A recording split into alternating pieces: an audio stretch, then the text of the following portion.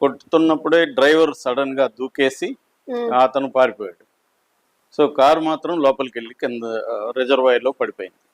So అందువల్ల ఇప్పుడు అందరికి అనుమానాలు వస్తున్నాయి. సో అంటే డ్రైవర్ కి ముందే తెలుసా మనం చేయబోతున్నాం అని, అందుకనే రెడీగా అతను దూకేయడానికి రెడీగా ఉండి టక్కని డోర్ ఓపెన్ చేసుకుని దూకేశాడా అనేది ఒక అనుమానం. రెండో అనుమానం ఏంటంటే ఈ కారు ఎప్పుడైతే లోపలికి పడిందో అక్కడ మత్స్యకారులు చేపలు పడుతున్నారు ఆ టైంలో. సో వాళ్ళు కూడా ఇది చూశారు, ఆ పారిపోయింది కూడా వాళ్ళు చూశారు.